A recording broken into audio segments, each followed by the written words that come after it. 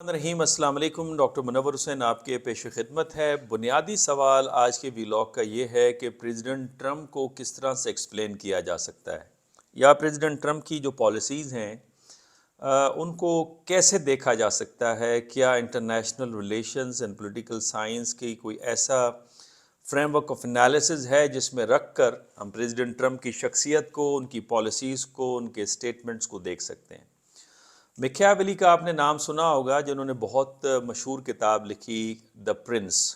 अपने ही शागिर्द के हवाले से उन्होंने उस किताब को डेडिकेट किया। उसके अंदर उन्होंने कहा कि प्रिंस की मोहब्बत तो अवाम में है और अवाम बहुत हद तक मोहब्बत करती है प्रिंस के साथ, लेकिन उससे ज़्यादा अहम ये है कि उनकी अवाम को उनके हवाले से डर रहना चाहिए, खौफ रहना चाहिए।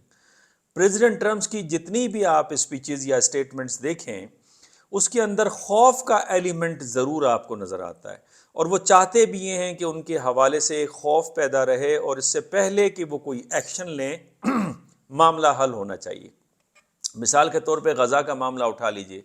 इससे पहले कि उन्होंने कहा कि मैं दाखिल हूँ वाइट हाउस में, आप इस मसले को हल करें, और फिर हमने देखा कि नेतन्याहू ने एग्री किया सीज़ फायर के ऊपर। उससे पहले ये सीज़ फायर नहीं हो रहा था। कहा तो ये भी जा रहा है कि नेतन्याहू के जो विज़िट था इलेक्शन से पहले, उसमें प्रेसिडेंट ट्रंप के साथ जो मुलाकात हुई, उसमें मामला भी गालिबन यही तय हुआ था कि जब तक मैं आ न जाऊं, जब तक आपने सीज़ फायर या किसी भी किस्म की डील नहीं करनी, ताकि क्रेडिट प्रेसिडेंट ट्रंप ज़रूर लें। इसी तरीके से अगर आप पनामा के कैनाल का मसला लें, कनाडा का मसला लीजिए, कनाडा के ऊपर भी इतना असर हुआ कि उनके प्राइम मिनिस्टर जस्टिन ट्रूडो भागते हुए आए और उन्होंने आके प्रेसिडेंट ट्रंप से और जो बाइडन इंतज़ामिया से मुलाकातें की, और उनके अंदर भी एक खौफ का आपको एलिमेंट नज़र आता था। यही मामला ग्रीनलैंड के हवाले से भी है। तो चाहते ये हैं प्रेसिडेंट ट्रंप के उनके हवाले से खौफ, और खौफ के बायस जो उनके मफादात या जो अमेरिका चाहता है वो चीज़ें जो हैं उस तरह से होना शुरू हो जाएं। इसी तरीके से अगर आप उनका पिछला दौर देखें तो उसमें भी ये एलिमेंट आपको बड़ा नुमायाँ नज़र आता है, लेकिन वहाँ पे ये ज़्यादा कामयाब नहीं हुआ। चाहे वो नॉर्थ कोरिया का मामला हो, चाहे ईरान का मामला हो। ईरान के मामले में तो उन्होंने ये तक कहा था कि ईरान के 50-52 हमने जगहें तय की हुई हैं जिनको हम टारगेट करेंगे, लेकिन ईरान फिर अपनी चीज़ों से पीछे नहीं हटा। इस वक्त इनफैक्ट ईरान भी रीऑर्गेनाइज हो रहा है मिडल ईस्ट के अंदर कि लेबनान में अपनी पोजीशन को किस तरह और ज़्यादा मुस्तहकम करे, इराक़ के अंदर किस तरह और ज़्यादा मुस्तहकम करे। उनकी डिप्लोमेसी में वो कभी तालिबान के साथ मिलते नज़र आ रहे हैं, चीन और रशिया के साथ भी मुलाकातें उनकी जारी हैं, डिप्लोमेसी जारी है। पाकिस्तान के साथ नेवल एक्सरसाइजेस कर रहे हैं। रशिया से उन्होंने नया एग्रीमेंट साइन किया है डिफेंस कोऑपरेशन का। तो ईरान भी अपने आप को मुस्तहकम कर रहा है, लेकिन इसके पीछे भी वही प्रेसिडेंट ट्रंप का फियर है। तो इस दफ़ा आने से पहले की जो उनकी स्टेटमेंट्स हैं उसने एक फियर क्रिएट किया हुआ है। अब मिसाल के तौर पे मेक्सिको को ले लीजिए।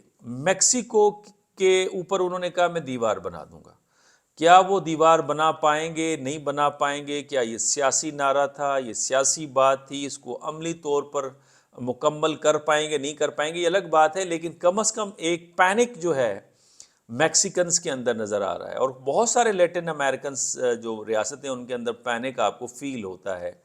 और जहाँ पे टैरिफ की बात लगाई जा रही है, बताई जा रही है, वहाँ पे भी एक पैनिक आपको नज़र आ रहा है, चाहे वो कनाडा की गुड्स के ऊपर हो, इंडिया की हो, या चाइना की गुड्स के हवाले से बात हो।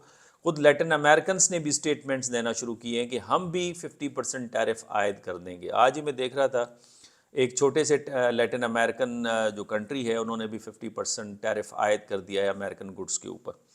तो एक आपको पैनिक नज़र आता है। लेकिन आज की जो उनकी स्टेटमेंट है, स्पेशली गज़ा के हवाले से, कल की स्टेटमेंट, जिसमें उन्होंने कहा कि मैं मिस्र से और उर्दून से ये कहता हूँ कि गज़ा के लोगों को वो अपने यहाँ रहने के लिए इजाज़त दें, उनको, उन पनाह गज़ीनों को अपने यहाँ सेटलमेंट्स बनाने दें, बिकॉज़ गज़ा जो है इस वक्त मलबे का ढेर है और गज़ा को दोबारा रिहेबिलिटेट नहीं किया जा सकता।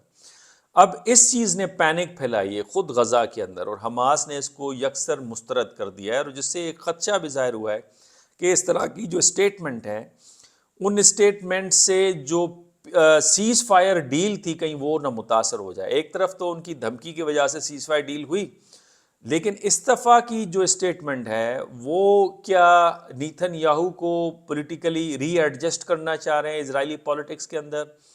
کیا جو جوئش لابی اور جو جوئش فائنانسرز تھے ان کی الیکشن کمپین کے اندر ان کو کمپنسیٹ کرنا چاہ رہے ہیں؟ کیا وہ مڈل ایسٹ کو اپنے طریقے سے یا اپنی سمجھ سے چلانا چاہ رہے ہیں؟ بیکاز پریزیڈنٹ جو ٹرمپ کے لیے یہ مشہور ہے کہ وہ اداروں سے فیڈ بیک نہیں لیتے، وہ اپنی انڈرسٹینڈنگ کے مطابق، ایک بزنس مین کے مطابق، ایک ڈیل کے ذریعے سے وہ چیزوں کو چلانے کی کوشش کر رہے ہوتے ہیں. تو اس نے ایک الگ پینک کریٹ کر دیا ہے. اور ویسٹ بینک جہاں پہ میں سمجھتا ہوں کہ اس وقت جو محمود عباس صاحب ہیں ان کی گرپ ذرا کمزور ہوتی جا رہی ہے، اور وہاں پہ کئی نیو سیٹلمنٹس ہو گئی ہیں. تو اس سیٹلمنٹس کے بعد کیا اسرائیل وہاں پہ جائے گا غزہ کو چھوڑ کے؟ کیونکہ غزہ تو تباہ برباد ہو گیا، ایک ملبے کا ڈھیر، اس میں تو کوئی دوسری رائے نہیں ہے. اور پھر جو ابراہم اکارڈ کے اوپر جو پریزیڈنٹ ٹرمپ نے کہا ہے کہ میں سعودی عرب سے کہتا ہوں کہ وہ اسرائیل کو ریکگنائز کریں اور ابراہم اکارڈ کا حصہ بنے، جس پہ پہلے ہی محمد بن سلمان نے پریزیڈنٹ جو بائیڈن کی ایڈمنسٹریشن میں یہ بات واضح کر دی تھی کہ اب کوئی آپشن بچا ہی نہیں ہے سوائے یہ کہ جب تک فلسطین کی ریاست کو ریکگنائز نہیں کیا جا سکتا اس وقت تک وہ آگے نہیں بڑھ سکتے ابراہم اکارڈ میں، بیکاز ان کی حکومت خطرے میں. جس طرح کے لوگوں کے اندر غزہ کے معاملے کے حوالے سے جذبات ہیں، جو ری ایکشن ہے، تو اس سے تو ان کی حکومت کو خطرہ لاحق ہو سکتا ہے اگر وہ چھوڑے. اور اگر ان کی حکومت جاتی ہے تو پرو امریکن ایک گورنمنٹ جائے گی تو خود امریکہ کو اس حوالے سے بہت بڑا نقصان ہو سکتا ہے. تو یہ معاملہ ذرا کمپلیکیٹڈ ہے. اور پھر دیکھنا یہ ہوگا کہ ایران کے حوالے سے ان کے تعلقات کیا رہتے ہیں، بیکاز لاسٹ ٹائم تو انہوں نے کنگ جان کے ساتھ ہاتھ ملایا نارتھ کوریا کے. ابھی بھی جو انہوں نے ایڈ روک دی ہے، چاہے وہ تائیوان کا معاملہ ہو، غالباً وہ کوئی $571 ملین کی ملٹری ایڈ تھی، کوئی اتنی بڑی ایڈ نہیں تھی.